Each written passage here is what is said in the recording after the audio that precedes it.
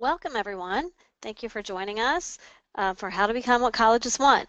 This is where we spend time going into the top trends in college admissions.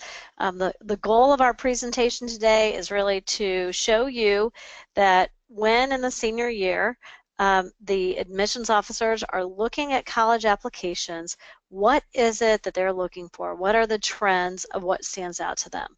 I'm going to go ahead and open a poll that we have so you can let me know what grade your child is in. So let me go ahead and get that out there. I'll leave it up for a little bit, but if you guys could go ahead and answer that.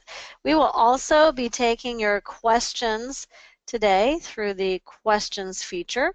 So go ahead and feel free to, and I'm going to move that out so I can see it, feel free to go ahead and let us know what your questions are. So that way we can get those answered. If I don't answer them right away, know that I haven't forgotten you. It might be that you asked something and I haven't had a chance to, or I know that I have either haven't had a chance to get it, or I know that we're going to be already getting that. So please go ahead and use that as well. We are also recording this, and this will be available later on our website. So it looks like we've got a mix. Half of you, and I know not everybody's voted yet, and we've got people still joining in, so I'm going to keep this open, but half of you have juniors, and then we've got a mix of then 10th graders and then 9th graders. So no matter what grade your child's in, we've got great information for you today. So let's go ahead and dive right in. So by just being on here, we know that you are people who are going ahead and educating yourself on college, that you're taking this process very seriously. You might be spending upwards, hopefully not, but upwards of 6 figures on the college education or more. And if that's the case, it's smart to make good strategic decisions throughout high school so that you make better decisions for college. So just some key things here, no matter what grade you're in, start college visits early. If you're on here and you've got a junior and you feel like you're behind on those things, or even on finding a college list, those are things that we can help with. As you're looking at colleges, knowing their retention and graduation rates. Why is that important? Well, retention rates mean of the freshmen who started at that school, what percentage of them go back for a second year?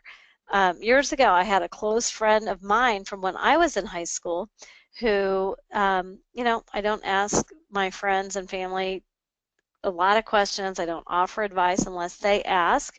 Oh, says somebody, when the poll's open, we can't see the PowerPoint. Okay, let me go ahead and close the poll.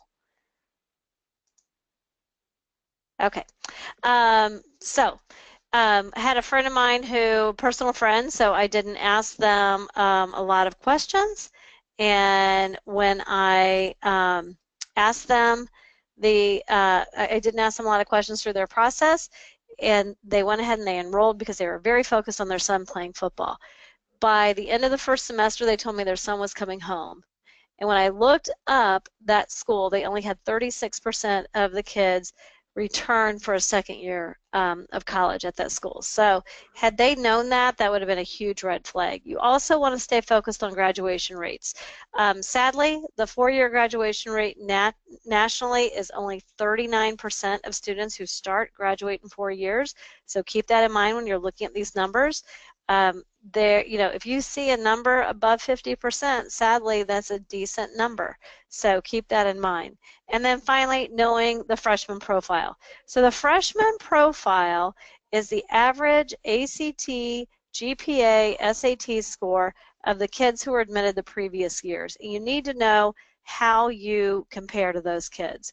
So our first tip for you for this summer is, if you don't have memorized what your current profile, your student's profile is, know your profile. Get that memorized this summer so that you always have that in the front of your mind, so that you know how you compare to the students who were admitted to the schools at which you're looking. That includes GPA, class rank if your school tracks class rank, many do not, and ACT and SAT scores. Many of you on the call, everybody will have a GPA who's on the call, but not everybody is going to have a class rank, or because your school doesn't publish it, or ACT and SAT scores because you haven't taken them yet. But keep that always in mind. If you're looking for schools where it appears that it's favorable for you to get in, then you want to aim to be at the 50th percentile or greater. If you're looking for schools that are going to be most favorable financially as far as merit scholarships, and we're going to talk about that in a little bit, then you're looking to be in the top 25%. So you want to be in the top 25% of their applicants. So that means you're looking to be at the 75th percentile. So be sure that you keep track of that. Okay. So we are going to, throughout this, we'll have action points. They will be with the sunshine because summer has me thinking sun. I'm ready to get outside. So those will be your action points of things that we're going to suggest that you do over the summer. The factors when it comes to admissions are grades are always most important no matter what university you look at in the United States.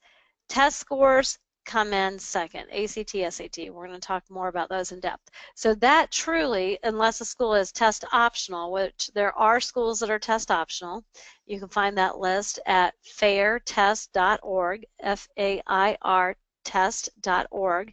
But otherwise, grades will come first, standardized test scores will come second. The rest of this that's got bullet points, those can come in any order. So some colleges might say writing sample is number 3, while another college might say that your recommendation letters are number 3. They all matter, but the degree to which they matter will change depending on the college that you're looking at.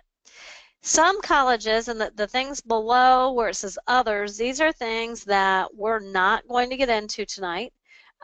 They can matter, but not at the majority of schools. So that's why we're not going to go deep into them. Everything else does matter to a degree and to varying degrees at all colleges. So let's jump in with number 1. So number 1 is, what are your grades? So, it's interesting that people are always, we frequently have 9th grade parents call us and say, hey, what can we do for ACT and SAT scores? Because a lot of people know that that's something that we specialize in and we get great results. I will turn away every 9th grader for that. We don't want to test prep 9th grade families. What we do want kids to do when they enter high school, and the number 1 factor in keeping their grades up, is to go ahead and develop excellent study habits.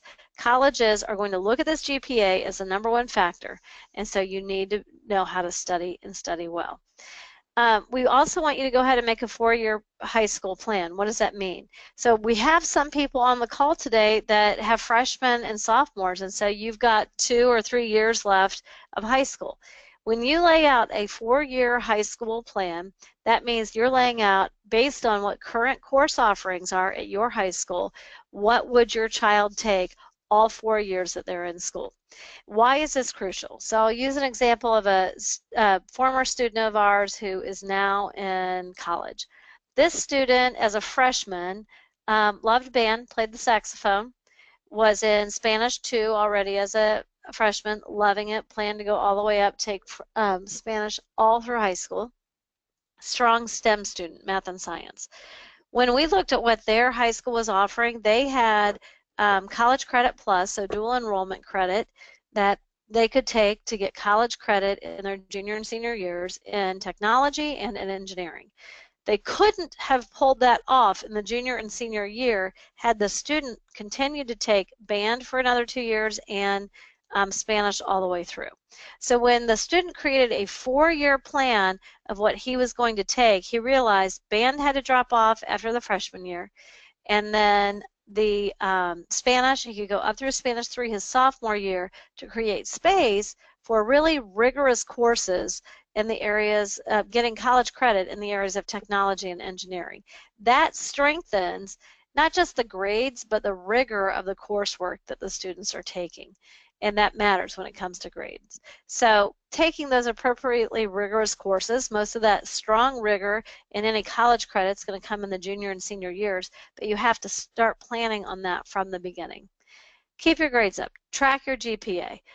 Tracking your GPA is crucial so that we know when it's slipping. A lot of the online, progress book I know, which is what my kids' school uses, has alerts so that I can set it up so that if my child gets a missing piece of schoolwork or my child has a low grade below what I think they should get, that they then I will get an alert via email. So that helps me to go ahead and track their grades, keeping their grades up.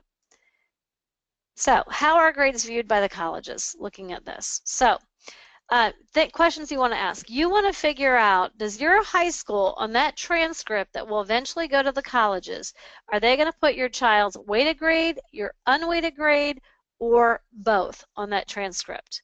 Then, as you start to do your college visits, you want to ask the colleges, do you take whatever's published, or will you reconfigure? So let's say that your high school put the weighted grade on the transcript, but the colleges really, really wants the unweighted grade. Some colleges will go as far as to reconfigure your GPA with the unweighted GPA. Take out the weight that you're getting for your AP and honors classes. Looking at that bottom point there, some colleges are also only concerned with what you get in your core courses. So when we say core courses, we're meaning your foreign language, English, math, science, social studies, taking out PE, the arts, technology classes, things like that they feel are easier courses. Some colleges will go as far as recalculating a GPA back to core courses only and unweighted. So you want to ask on your college visits how each college is going to look at it, and they're all going to be a little bit different. You also want to know if these colleges prefer College Credit Plus / dual enrollment over AP courses, or are they viewed the same. Colleges, even here, we're in Ohio, and I know not everybody on the call is in Ohio, but in Ohio, some colleges are going to prefer AP courses, some prefer College Credit Plus. So those are questions that you want to be asking. So how is your child's GPA calculated, and how does the college look at that GPA? So action points that you could do this summer. So if you feel like your child is weak, then consider the study habits course that we offer before next school year. I would say that reading is the most important thing that students can do to develop good skills over the summer.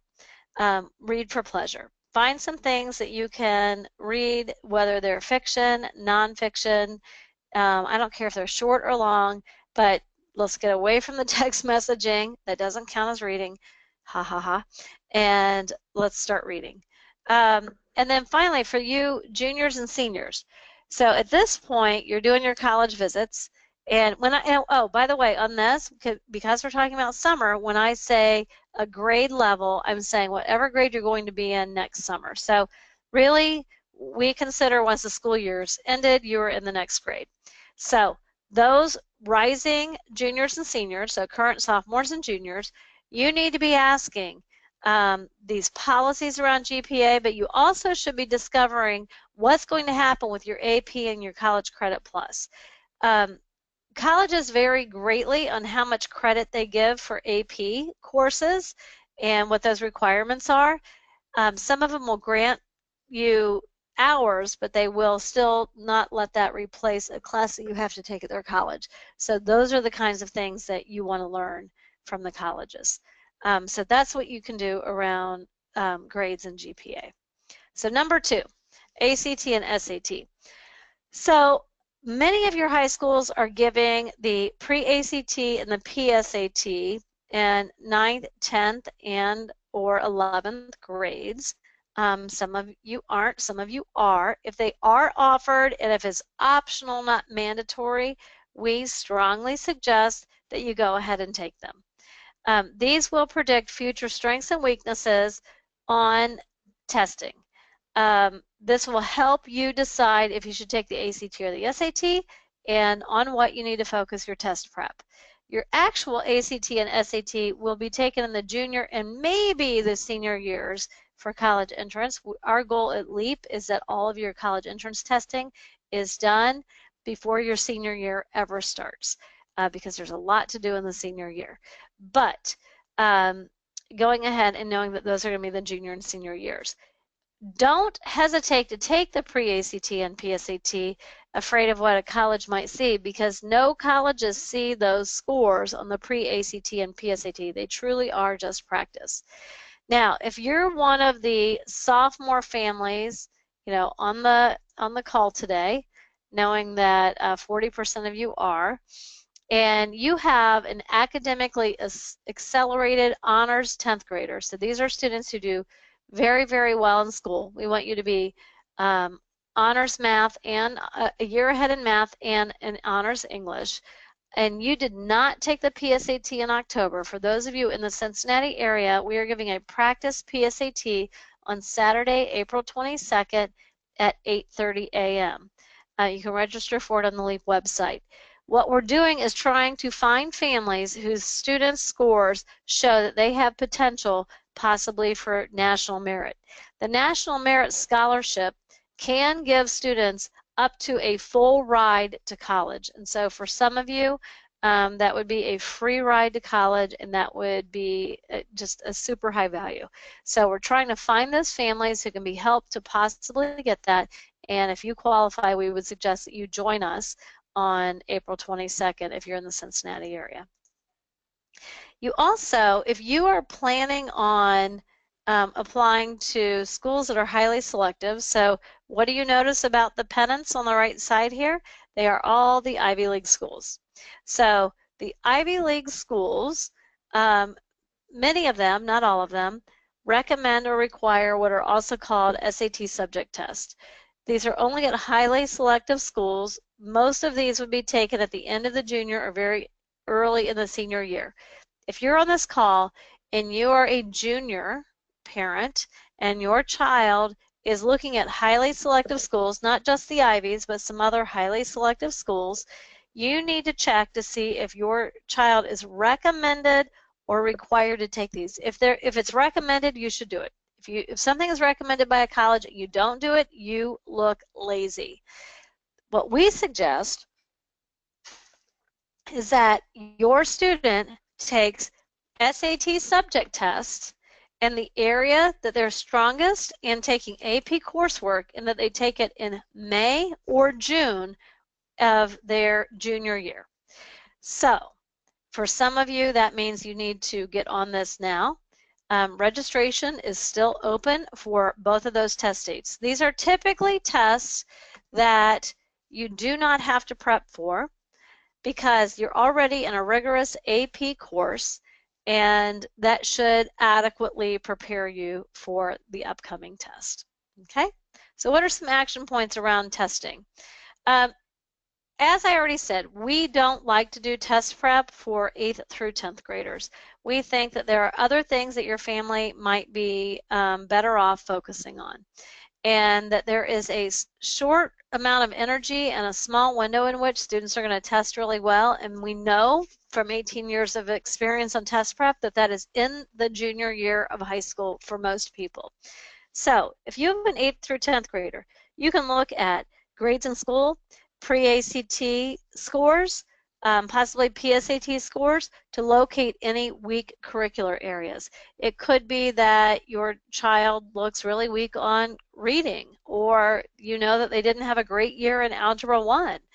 And the summer would be a great time to shore up any gaps in their foundation in those areas, because ultimately that's going to help their grades in school and their future ACT and SAT scores. So during the summer, if you have a kid who's been, either their testing or their schoolwork shows that they've been weak in an area, that's a great time to jump in, get some tutoring with LEAP, or with, if you're outside of Cincinnati or in Columbus, someone else, and work on weak curricular areas. If you have a current sophomore and you're heading into the junior year, which is going to be when the testing is done, we want, and this is a passion of ours, and this is something we're doing a lot of work around, we want every family from the class of 2019, so you currently have a sophomore, we want you to have a testing timeline in place before the junior year ever starts. Some of you, if you have an accelerated student who's a sophomore and they have finished Algebra 2, we will actually suggest that you start your testing early, and there are some huge benefits from that. To help people figure out if their kid should be an early tester, when they should test, if you live in the Cincinnati area, we are doing a 10th grade parent test planning workshop. We're going to give you coffee because we all like coffee in the morning. It will be on Tuesday, April 18th. It's free. You can register on the LEAP website. It is going to be interactive. You will have worksheets. We will answer all of your questions, and you will leave that 1-hour workshop knowing when your child will take the ACT and or the SAT in the following year and what they should do for prep. We think that every sophomore on this call should have a plan in place by this summer or by the end of summer for sure. If you have a current junior who will be a rising senior, finish your testing if it's not yet done, and then if you need assistance in choosing which scores to send and with your applications, we will help you. If you confidently know that your child is 100% finished with ACT and SAT testing, you know 100% where your child is applying to college, you could go ahead now even and order ACT and SAT scores online to be sent to the colleges. So at least choose which scores are being sent in, and you could this summer go ahead and even get those sent in ahead of your applications. We will do for the class of 2018, so current juniors, we will do this summer a college application webinar where we tell you what you need to do to have a standout application. One clue I'll give you is you do not have to wait till your application is submitted to submit something like your test scores. So the test scores can be the first thing to arrive at the school, so that's not a problem. Okay, now what we're going to do next is, starting from here on, the topics covered come in an order that we feel is probably the, I don't know, general order that colleges take them in, but knowing that many of the colleges will take these out of order. So number 3 is your writing sample. I have here on the left-hand side a list of all the different types of writing samples a college will or could look at. This is really important that you know that you see this, because this reinforces to all of you, as nobody on this call has applied to college yet, how important your writing is. So the ACT and the SAT have an optional writing test. More on that in a second. You will write an essay for your college application. Many colleges have a supplemental essay in addition to the regular essay. Some have more than one supplemental essays. The more selective, the more essays they tend to have. If you're applying for scholarships, you will write more essays. Some colleges will even give a writing college placement test. Others will go ahead and use your ACT or SAT scores for that. I say this to reinforce the number of opportunities there are for a student to shine in this area, but also to show you how important the colleges think that your writing sample is. Now, when it comes to this optional writing portion of the ACT and the SAT, we always say, what's the right option for that? What should you be doing for this? Our opinion is, here in Ohio, every university, even the most selective universities, have now dropped the writing portion as a requirement. We are seeing a trend towards colleges not looking at that. However, there are about 30-some colleges in the U.S. that still require the essay portion of the ACT and the SAT. There are more colleges that still recommend it.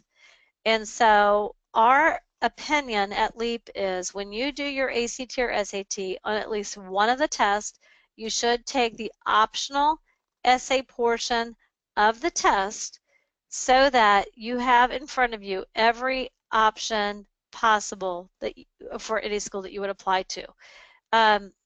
we don't want students to say, oh gosh, all the schools I'm looking at absolutely don't require it. They get to October of their senior year and then they think, oh my goodness, I want to apply to, you know, whatever school, University XYZ. They find out that they require the essay, and then the student can't even apply, because if you don't have that essay and it's required, your application is considered incomplete and they will not review your application. So our opinion is take the essay one time. We believe that every student should take the ACT or the SAT at least twice. If your state offers the ACT or the SAT as a statewide test funded by the state, we still recommend that you take it one time on your own, and you can go ahead and add the essay portion when you take it on your own. So that would be our advice at LEAP. Take it at least one time, so you've got all college options available. There is also a newer trend of alternate writing samples. So most schools still require an essay, but there are many that are starting to do things like looking at videos. There's a website called ZME that many colleges ask you to connect your Common App to, and that's sort of a resume and pictures of you. Rose Holman in Indiana a couple of years ago started giving a personality test. So there are trends towards alternate assessments. However, the standard in the industry is that you provide a writing sample. So what are some action points? If you are going to be moving into 8th to 11th grade over the summer, do something to become a great writer. For many of you, that will be developing your grammar skills. When I was in high school back in the 80s, we had an entire semester elective class that drilled us on grammar, and while it was not fun, it was very worthwhile. We don't see that offered at most schools at this point. If you are a rising junior and you're starting to look at colleges and you're doing some college visits, be sure that you determine the writing requirements of your colleges of interest. Do you need that ACT or SAT? How many essays will you be writing on your application? Will there be a separate essay for scholarships, the honors college, things like that? So asking how much writing will be required of you. If you are on this call, half of you are juniors that are on the call tonight, and you will have a rising senior. One of the things that you can do is finish your college application essays by August 1st. So why do I choose August 1st? First of all, August 1st is when the Common App and most other applications go live. So the 2017-18 application cycle doesn't actually launch till August 1st when these applications become available. However, the Common App, the Coalition application, and other colleges have already made their essay prompts available. You can find those actually over on the LEAP blog. We at LEAP will offer essay assistance in Cincinnati and all over the United States, either in person or via email and phone calls throughout the summer. So if you have a junior, current junior, you are on this call, your biggest goal in younger students, this will be your goal in the future, is to have all of your essays finished before August 1st so that on August 1st you can start to focus in on your applications and the other things that go along with that. So those would be some writing goals to have. Demonstrated interest, number 4. So demonstrated interest, I started LEAP 18 years ago in 1999, and at that time this was not even a trend, a term, or anything that we knew. This is a newer trend in college admissions, and for the colleges where it matters a great deal. I want you guys to think of this as how students date, if that's probably the best way to put it.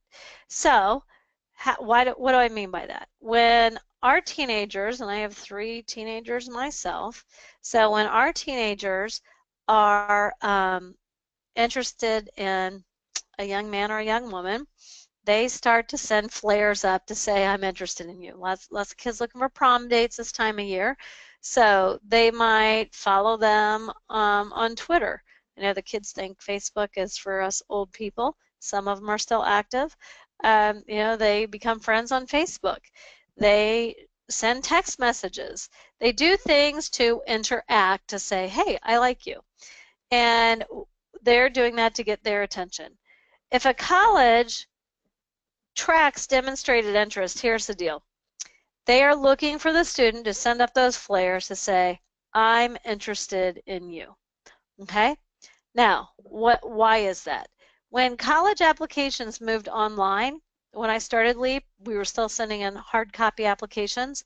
When they moved to the online, what happened was, instead of students typically applying to anywhere from 3 to 5 colleges, now the average is up around 7 to 8.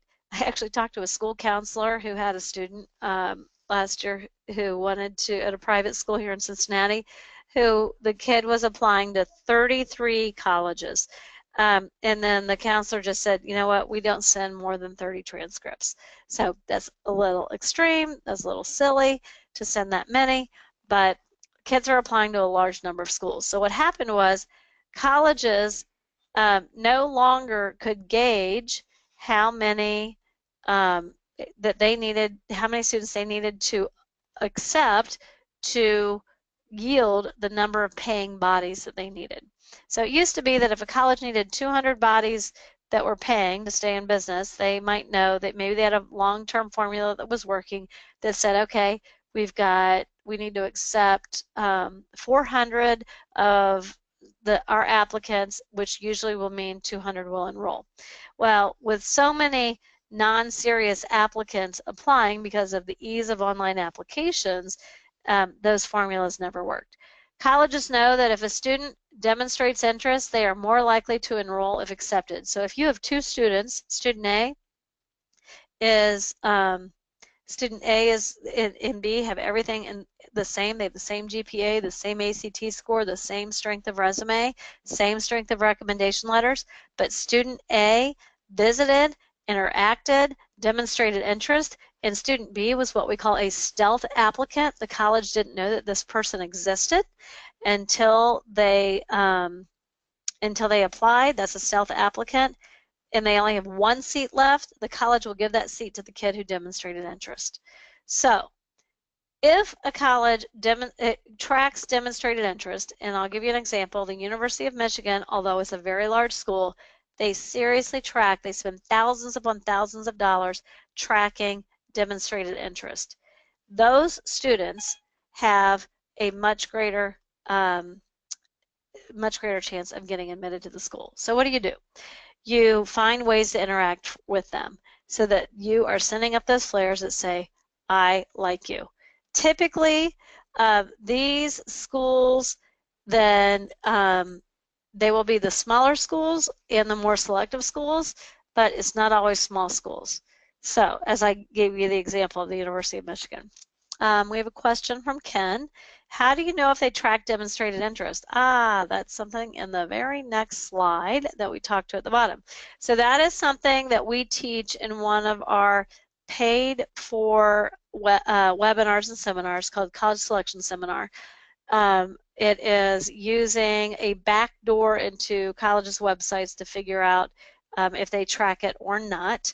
And so that is something that we can consult with you on, or if you're part of our practical approach to college program or you attend our college selection seminar, you will learn how to do that. The second part of Ken's question is, does that help with merit aid? It helps with everything. So yes, for colleges that do track it, it does help with everything. So some action points for this summer. If this is the same for everybody. Before you start having your child or students, if you're on the call, before you start interacting with colleges, you need to clean up social media and lock it down.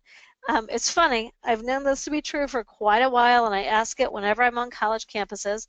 I'm actually getting ready to go on 4 college campuses out in Colorado in May, and I will ask these questions again. To what degree do they Google students? To what degree do they get on their Facebook, Twitter, Instagram, whatever else is out there that I don't know of, accounts? A great deal. and it is a trend. And it was funny, today I just saw an article again on that there are more and more colleges than ever that are looking students up on the web and on social media before they interact or before they assess them. So students need to get themselves untagged and unflattering photos.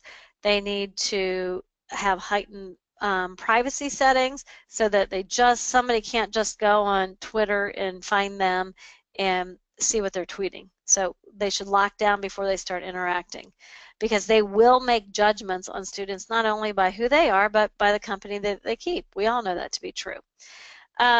So next, spend some time determining how you, this is a student's job, not the parent's job, will demonstrate interest, and then get into demonstrating.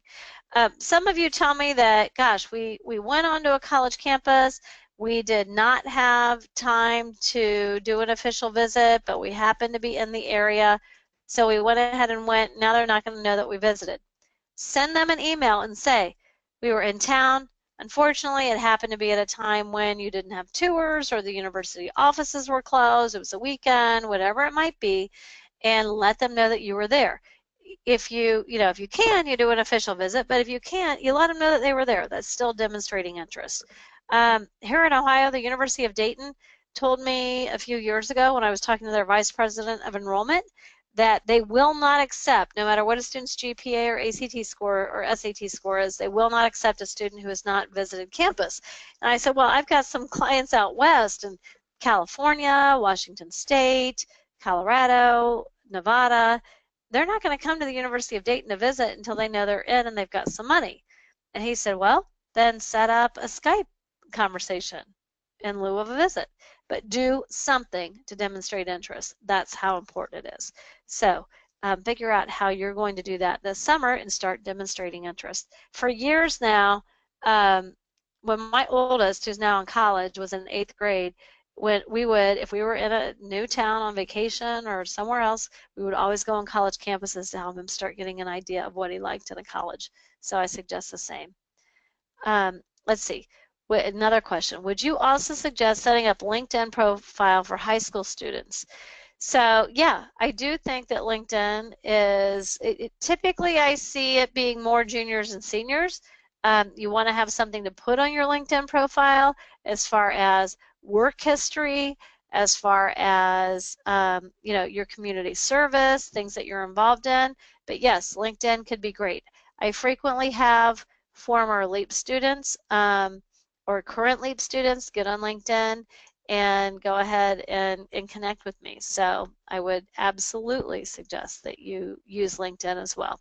And many of your students might not even know what LinkedIn is, so that's something we can help them with. Okay, so activities and resume typically come in number 5, and that might surprise you because oftentimes we get very focused on, what are we pursuing, what are we doing, things like that. So it's important to be well-rounded while keeping your grades up. Colleges are looking at you as the whole person. That's called a holistic review of their applicants. It is rare that I visit or interact with colleges that are not taking a holistic view. So don't be like the senior who came to me this year, and this was interesting. I said, I was going to do some work with him on getting him set for some college interviews. And I said, well, bring your resume with me. This is a kid I hadn't met before. And he went ahead and brought in his resume. And that resume, it was very shallow. And I thought, well, why is this so shallow? I mean, this type of kid shouldn't be getting, an interview. I was a little surprised that he had had college interviews. Well, when we got into it, he didn't realize that that your resume should be anything outside of school, that it should be inside and outside. So he had only included inside school activities. So be sure it's inside school and outside of school. You're building a resume, and we at LEAP think that you need to go ahead and you need to actually put it together now. Write it down now.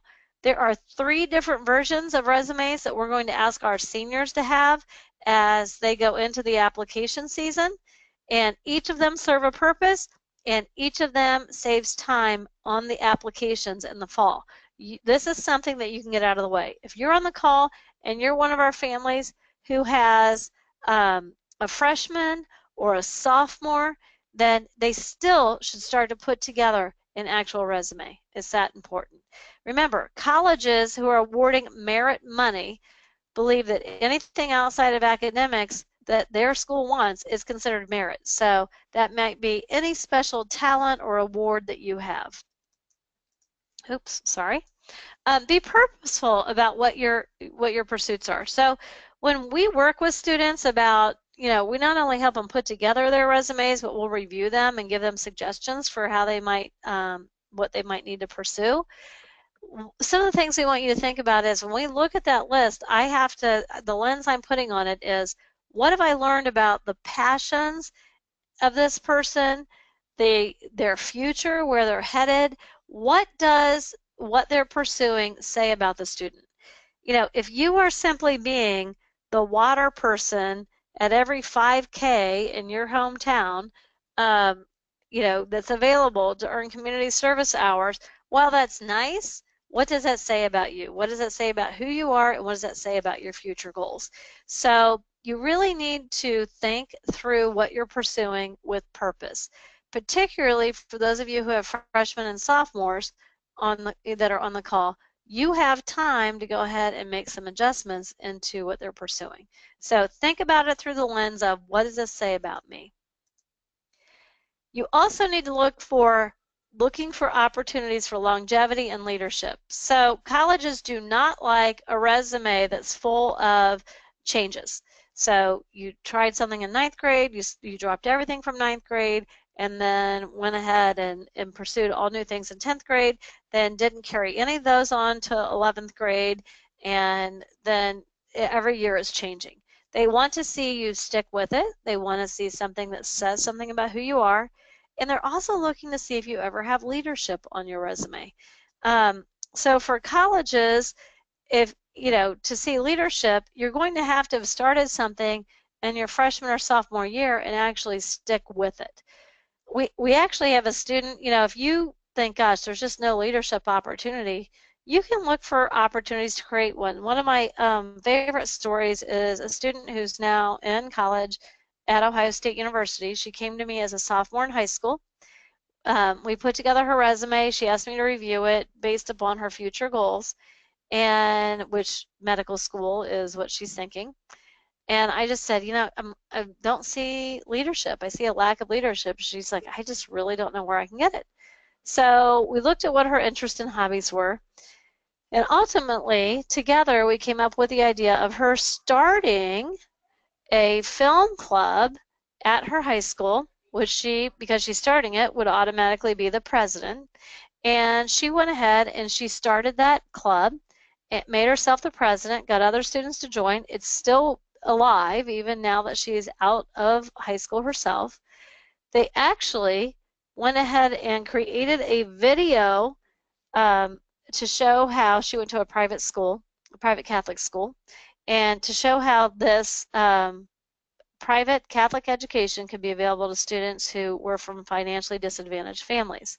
Because of that project and her creation of that club, she ultimately won a full ride scholarship to The Ohio State University and it was a minority scholarship. She was white, Catholic, upper middle class, not a lot of minority about her, but because of what their project was, helping the financially disadvantaged, she applied for the Morrell Scholarship with that, and she had leadership and a broader reach, and she got into college for free based upon that. So just because you don't see an opportunity doesn't mean that you can't create an opportunity. And one of the consulting things we can do is help you look at your resume. We will, for those in the Cincinnati area, have a resume workshop again this summer. We do it every 2 or 3 months, and we're happy to look at resumes as well, whether you're in Cincinnati or not. So look for opportunities. So what should you be doing? You should, this summer, if you don't already have a resume that's a Word or Google Doc put together, you need to get that put together as soon as possible. Even if you're as young as 8th grade, getting stuff on there that you are pursuing. It helps you to see what else you might need to pursue, and is going to save you time on future applications. Think about what you're going to pursue this summer, and what does it say through that lens of what do they learn about you at those pursuits. And then set any goals you have for what you might pursue next year. For those of you that are the 50% of you on the call have juniors and you're thinking ahead, we want you to have 3 versions of your resume by August. That's in Naviance, that's a Word or Google Doc, and that's your ZME. And we can help with those if you need help with those. But you should have 3 versions of your resume ready to go by August. This summer, when we do the college application seminar, we will tell you how you're going to use those. The other thing is, within the Common App, you have the activities list. So you are limited in the Common App, which serves 700 schools now, to only 10 activities that you've pursued. The other challenge is you only have 150 characters, including spaces, to describe what your role was with that activity, any awards that you got with that activity, and that is barely longer than a tweet. A tweet is 140 characters, and on the Common App you only have 150 characters to describe your activities. It is a gigantic challenge for students. We will be offering help on that this summer, but that's something that you can do and start working on now before, and again, I would want it done by August 1st before applications go live. What is your activity? What are the 10 that you're going to put on your Common App, and how you describe in 150 characters what that looks like? It's a challenge to get those in. 150 characters is just painful, I'll be honest. Number 6, and this is our last factor that we're going to look at this evening. Number 6 is recommendations. So these recommendations, I have a quick question on that last one. Is that 150 characters for all 10 or per each activity? It's per each activity. So you have 150 characters for each of your activities. I think you get 25 characters to title the activity, and then 150 characters per each activity to describe what your role or award or whatever was. So good question. Okay, the final factor that we're going to put in here, and some colleges rank this much higher than number 6, but recommendation letters. So students will be in their senior year asking their high school teachers or coaches for recommendation letters. If you're on this call and you're younger and you're thinking this doesn't apply to you right now, it does, because you are building the relationships now that will impact what those letters will be like in your senior year. So it's important that you're building those positive adult relationships. I, as a mom of teenagers, like those relationships for my kids, because it is another adult who's giving good advice when our students tend to want to tune us out as parents. You need to get to know your counselor. Some colleges require that your counselor submit a letter of recommendation, and that can be a challenge. Some of you are in a local Cincinnati high school that has 1,000 kids per graduating class, and it can be very, very hard to be your counselor's best friend. You need to give it a shot. You need to see that they at least know your face, and then having a resume together, which was number 5, will help them get to know who you are even better when they go to write that letter. So really go ahead and do that. Question that just came in: can they get letters at the end of the junior year, or do they need to wait until senior year? That's a great question, and we're actually going to put a blog post up about that. So teachers have some downtime over the summer, and so that might be a great time for them to write these letters. The only problem is they cannot submit them until your senior year, because those applications don't go live until August. So what you could do, current juniors, is approach teachers now and say, hey, I was considering asking you next year to write a letter of recommendation for me. Would you consider doing so? And I always say, it's got to be a question. It's not a, hey, write me a letter. It's, do you feel you could write me a favorable letter of recommendation for college? If they say yes, then say, you won't be, I know you can't submit it to the fall, but I wanted to go ahead and give you a heads up so that if you wanted to use the summer to write it. But remember, one of the things that we want you to do is go ahead and give those recommenders a copy of your resume so they know, not just who you are in their classroom, but who you are as a whole person. I started my career as a high school teacher. I taught mainly juniors and seniors for most of my 8 years that I was teaching. And I can tell you, as a teacher of upperclassmen, I would have a lot of students ask for letters of recommendation. By the time I got through about my third or fourth letter, they start to sound a little bit the same, unless I knew that student really well. Because everybody that asks for a letter of recommendation participates in that class, is a good student, gets good grades in that class, et cetera, et cetera. So when you go to ask them for that letter, you want to give them a copy of your resume so they see, oh, not only who you were in the class, but you've donated time here, you have a passion around this hobby, and a good letter, the teacher will take the time to weave those things in. So you may ask for those letters as the junior year is ending. They can craft them, they write them up in a Word document, and then they'll simply copy and paste them in during your senior year. But I would be sure to give them a copy of your resume. So very good question. And all of you, if you have a current junior and you'll be applying to college in the fall, your high school will go ahead and have a senior meeting, and that meeting will give you the instructions on how you are to request recommendation letters of your teachers. That varies by high school. So we give a lot of specific advice here at LEAP, but for our current juniors, rising seniors, you have to follow your high school's lead on how you request your recommendation letters, how you request your transcripts, things like that. So be sure that you'll follow those rules in the fall, but you can go ahead and give your teachers the courtesy of the heads up this spring. So second to last slide. So what could you do? You could consider getting a mentor this summer, an adult that you spend time with. You could consider job shadowing and networking so that you're getting not only some adult interaction, but you're also learning about possible jobs that are out there. If you're really confused on that one, I highly recommend our college major in career coaching as well.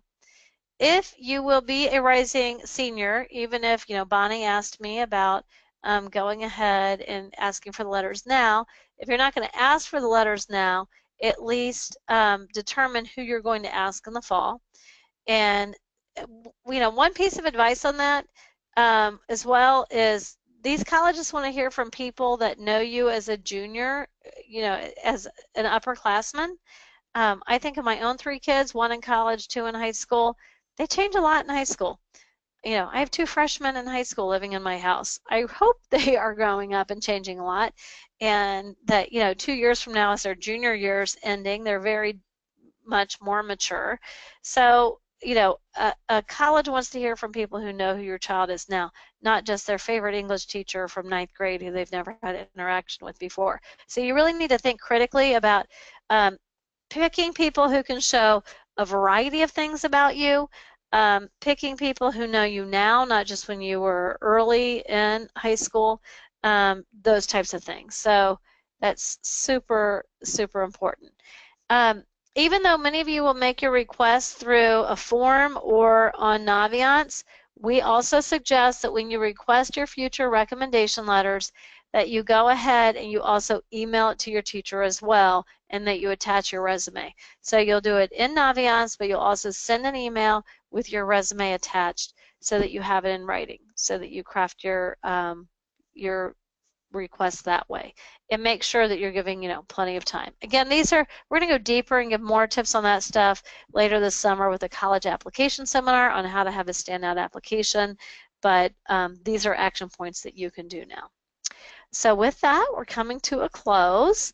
I'm excited about summer. I am every summer, and this is a great time here at the beginning of April, or whenever you might be thinking about it, to hit pause and think about how you can have a purposeful summer, how that fits with your future college applications, and who you will be presented as. If there are any more questions, go ahead and let me know.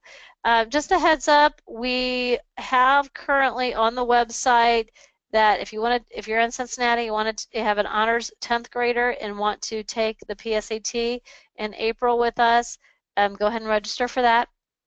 We also, on April the 18th, will do that for 10th grade parents only. We do not want to see freshmen, and it's too late for juniors. We will, in Cincinnati, have an interactive coffee workshop with handouts where you will spend an hour with us, ask all your questions, and it's free. We will create a testing timeline and test prep plan. So that just went up on the website today. That is limited to 30 people. So if you want to join us for that, there's 40% of you on the call today who have 10th graders. We would love to see you then. By the end of the week, we will have all college application camps, college essay workshops on the LEAP website for registration. I do have one more question. How do you get the college essay topics so you can complete them by August 1st? For the Common App schools, which is 700 of the schools, they are already over on the LEAP website. So go to our LEAP website, leaprogram.com, and then go over to the College Bound blog, and those were posted in February.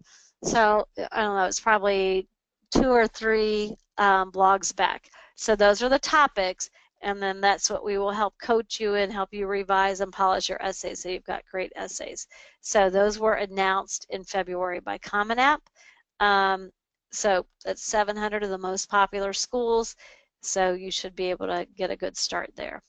So it looks like we've got our questions answered. I really thank everybody for being proactive, taking this College Bound process seriously, and going ahead and joining us this evening.